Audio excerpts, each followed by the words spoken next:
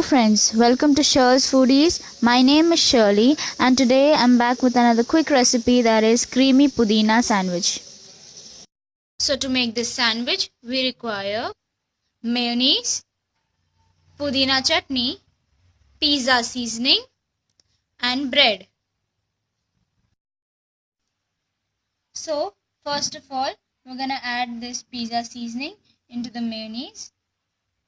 You're gonna add this according to your taste.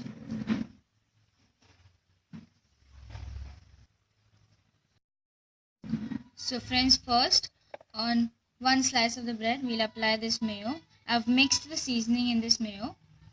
Just apply it on one bread slice.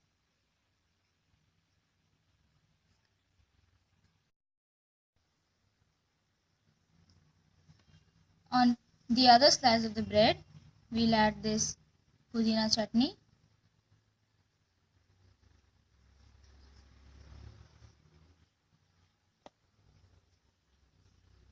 Just flip this bread and your sandwich is ready to toast. So our toaster is preheated.